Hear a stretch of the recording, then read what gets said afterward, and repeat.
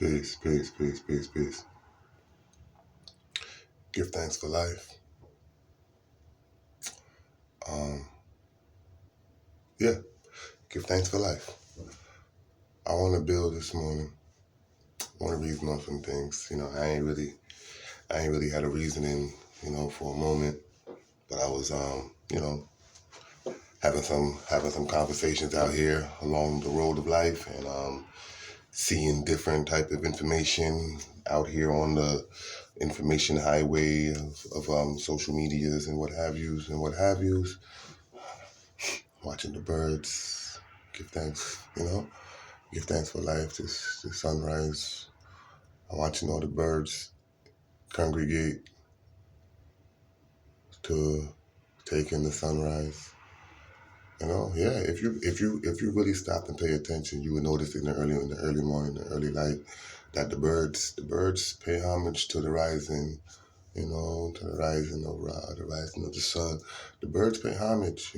That's why you hear all the singing in the morning. When you hear the bird them singing in the morning, they're paying homage. They're giving thanks for the uprising. They're giving thanks for the dawn. They're giving thanks for the new light. They're paying homage unto the life giver and keeper of life, bringing forth, sight. Yeah, all right. Give thanks. But yeah, so we're gonna talk about. I want to talk about health, and yeah, health, right? Been hearing a lot of stuff lately. People say a lot of things, so it's like kind of want to address a few things. Don't know which one is first, because originally I wanted to talk about energy. You know what I mean? Just like physical energy, having energy, and how people always equate food with energy. And I just want to kind of like make a disclaimer in that, like, food don't give you energy. People always looking for energy. Like, I hear people say, I'm tired. I feel tired. I'm gonna eat something to get my energy up. I'm gonna eat something to get my energy up. Activating digestion does not give you energy. Activating digestion will rob you of energy. The sugar and the salt, whatever, you get a quick rush stimulant, maybe, like a espresso shot or something like that. But then you're gonna crash real fast, 30 minutes to an hour, whatever, and be more tired than you was when you started, before you ate it. You know, you was tired when you ate that, and by eating that, you will become more tired in about 30 minutes to an hour. You know, so you don't eat to get energy. People say, oh, but food gives you energy, but not immediately, not in the digestive tract. You don't get no energy from your food when it's in the digestive tract. Digestion is very taxing on the body, very taxing. This is one of the reasons why, ones advocate for fruitarian lifestyle, for a fruit-based diet, because of the simple digestion. The simpler your digestion, the more energy you'll have. Digestion takes up a lot of energy.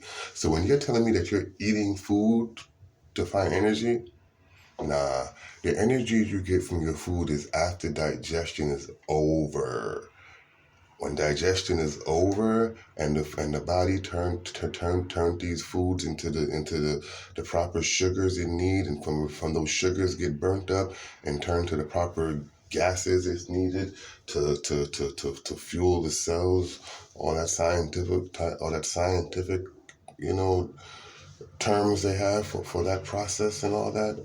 Don't ask me right now. That's not where I'm at with it. So, but that's when your energy comes, after digestion, and the cells have uploaded it and your system is empty. You would actually have more energy if you would let your stomach and your intestines empty. When is the last time your stomach and your intestines were empty? Especially your intestines. You might let your stomach get empty, but then you run and go eat. 3, 4, 5 hours, you're eating something again. 6 hours tops, you're eating something again.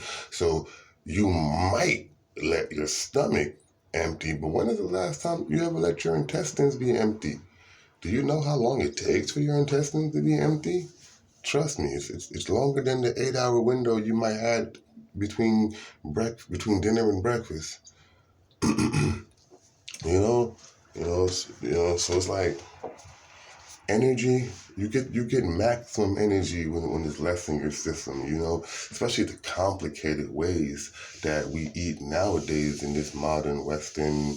I mean, modern times, period, because everywhere is eating complicated, but it's especially even more complicated with the Western standard diet or the sad diet or whatever terminology they have for this, this diet over here that we eat in the Western Hemisphere. But the Eastern diet ain't much better in my opinion. Trust me when I tell you that. They're not doing much better with all their starch. You know what I'm saying? And they still have carcasses on their plate with starch and all that. Um, so yeah, food is not immediate energy. Yeah, your body needs fuel, the simple sugars that fruits give you, not all the complicated dishes and meals that we're traditionally accustomed to eating. But you don't eat something for energy. You want energy. Go to sleep. The more sleep you get, the more your body can break down things, and then you will have energy. Once your body is able to break down everything, process everything, digest everything, get rid of the waste of everything, which happens when you're sleeping, which happens when you're resting. When you're resting is when your body does the work that it needs to do to give you the vitality for when you're awake. So if you never get good sleep, you will never know good energy. If you never let your digestive tract empty, you will never know efficient energy, how efficient the body can really run. Because since infancy, we're force fed for every emotion. Every time the baby cries, you stick a bottle in his mouth. You're creating the addiction. Every single time a child whines, you give them a snack. You're fulfilling the addiction. And by the time the average human being is 6, 7 years old, they're a full blown food addict, and they need more and more and more to reach that high. Their tolerance keeps going up, and they got to stuff their palate and stuff their palate. Everybody wants to be full. People eat till they're full. The common talk is, "Oh, I don't feel full yet. Oh, I don't feel full. I want to feel full." You want this satiation of fulfillment, which is really emotional, not physical. Because when you're really hungry, 3, 4 apples will be sufficient. Like it will do what it has to do to make you feel good. 6, 7 bananas, 4 or 5 mangoes, a half a watermelon, whatever you're into, a cantaloupe, you will feel good for that if it's true hunger. You know what I mean? True hunger. But we're addicted. We're addicts. And it's addiction that we're feeding the way we eat. So you're not getting no energy. Proper energy is sleep, letting the body empty. You know what I mean? Yeah. So I just wanted to address that because I've been hearing a lot about this energy stuff. Hopefully this gets around to the right ears of people that was talking about that energy stuff. Um, Another thing that I wanted to talk about one time was I'm hearing a lot of this talk about, you know, supplementing and, yeah. So I want to address supplementing, right? Okay. Because it's not even so, all right. What gets me the most about supplementing is kind of like the why. It kind of irks me when I hear people make it sound like, a lot of people make it sound like when they go on a plant-based, ital, vegan, fruitarian, whatever, eating from the earth, they act like it's a sacrifice. They act like not eating animals is a moral sacrifice or an ethical decision or something like that, and they feel like they have to make up for a lack thereof because they're making the sacrifice to not eat animal products. And what I want to say is that animal products was not doing nothing good for you in the first place, so you don't have to supplement something that wasn't supposed to be there. Let me say that again. You don't have to supplement something that was not supposed to be there. You don't need a supplement for cheese because cheese was never supposed to be there. You don't need a supplement for body parts because body parts was never supposed to be there. And stop asking about how to make up on protein because a banana has a good amount of protein and your body does not run on protein. An over excess of protein is linked to so many illnesses, and y'all just keep eating protein, chasing protein. The body does not run on protein. Protein is not the fuel that empowers our cells. You know what I mean? It's sugar. You know what I mean? It's glucose. You know what I mean? Yeah, they have names. They have different names for it, but it's sugar. You know, it's water and sugar. That's why when a child is a baby, they give it water and sugar as an infant until the mother is able to breastfeed. They don't give it protein. They give it baby sugar. They give it water and sugar, water and glucose. They don't give it water and protein. You know what I mean? So yeah, please, please stop trying to supplement protein because you stopped eating animal products. You never needed all that protein in the first place. Stop trying to make up for it. Like you took away the animal products to not get sick, but you're still going to get sick because you're ODing, you're overindulging, you're over accessing in protein. It's just it's ridiculous. Oh, every meal you're looking for 50 grams of protein and all this and all that. And if you just eat a whole watermelon, you had your protein. You had your fat and all these things. So stop chasing protein. I'm not saying you can't enjoy some protein rich foods like avocado, but you don't gotta enjoy it because you need to get protein. You can just say I like avocado, you know. So yeah, the supplementing because you think you're lacking.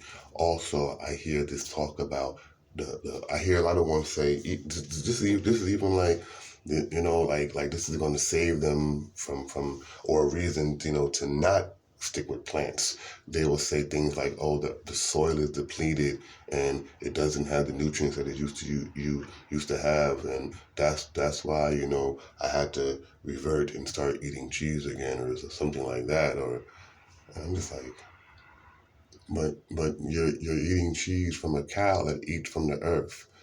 So how was the cow able to get enough nutrients from the earth, but you're not? That's an excuse. Whenever somebody talks this depleted soil talk, they're just inches away from going, from going back to eating animals again. They're just looking for a way out.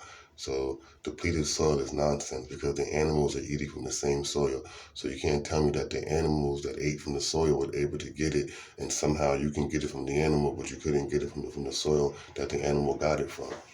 So yeah, that's just made up nonsense that people make. People can make any excuse sound real good to go and feed their addictions.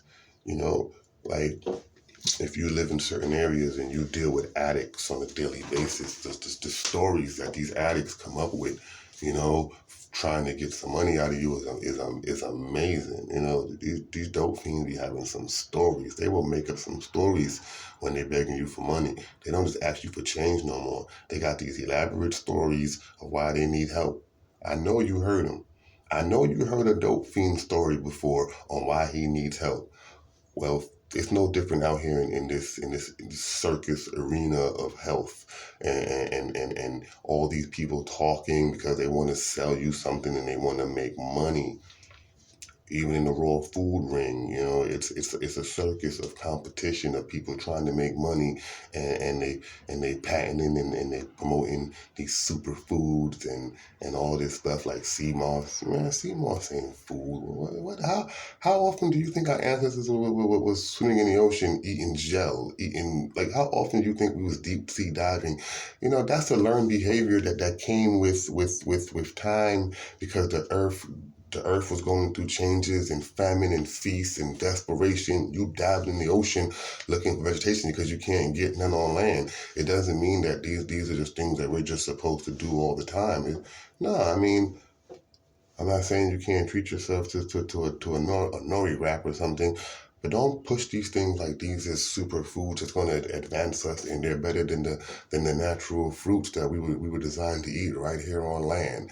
Nothing in the ocean is better for us than what's here on land.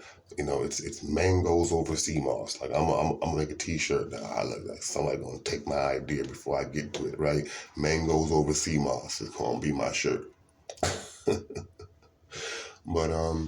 But yeah, so it's all a hype, people pushing all these hypes on you to make money, trying to complicate the vibe, complicate the life, complicate the science, because they want to sell you a herb, complicate the science because they want you to buy a book. They want to complicate the science because they want you dependent upon them to make it seem like they have this deep information. But nature, my people, nature. Just look at it, physiologically and naturally, and just by your own, like look at a baby, right? When a baby first comes into the world, when they first get mobile, from the ages of really from infancy, but when they get mobile, when they're like 3-4 months to like 2 years old, how do they test the world? They test the world with their mouth, right? With their tongue. A baby, the first thing a baby does is what? The very tip of its tongue, it tests by the tip of its tongue, right? Okay. And what's on the tip of your tongue? It's your taste buds for sweet. The very first taste is sweet. So we're running around here as infants looking for things that are sweet. You know, so don't now they want to teach you to fight against the sugar, fight against the sweet, to the point that you're scared of bag sugar and you're scared of fruit sugar because they're making you think it's all the same sugar. But the baby is looking for something sweet. Sweet. You put in front of baby different varieties of fruit and different varieties of vegetables and different varieties of whatever you want to put in front of this child. Sour, salty, pepper. Like put a pepper in front of a child, see if the child going to eat the pepper. Do they want some savory, spicy? You know what I mean? Is it going to just chew on some leaves? Or is that baby going to ravish that fruit? Put some peaches and some mangoes and some berries in front of that baby, and see which pile. Or put a dead piece of chicken. Don't try to cook it and spice it up and trick the brain. Just leave it there as it is. Chop off a chicken leg off a chicken and then leave it there bloody on feathers and everything. And then watch the baby lick the feather, lick the hot pepper, eat the leaves, and then go for that fruit. Watch the eye of them light up, and baby gonna start, devouring that fruit. Trust me. So it's just that simple to know what we're supposed to eat. I tease people and I say cooking is witchcraft. Cooking is witchcraft. Remember when we was little, the witch got the big pot with the fire and she's conjuring all kind of stuff in the pot and stirring it. That's what cooking is. Cooking is you taking all type of different things, mixing into a pot to create something that doesn't exist. And by doing so, you stimulate parts of the brain that nature can't stimulate, creating addictions that nature would never create. Witchcraft got you under control, full-blown addict, cook crack like this, So, yeah, I just had to address that real fast. I've been talking for a bit of a moment. Give thanks for the reasoning. I don't know if I had anything else to address, but I did want to touch on those two things. And I think I kind of, so respect, give thanks for the moment. The sun is just now coming up over, my side here. It's starting to get that sunrise glorified. Yeah. Peace and love, y'all.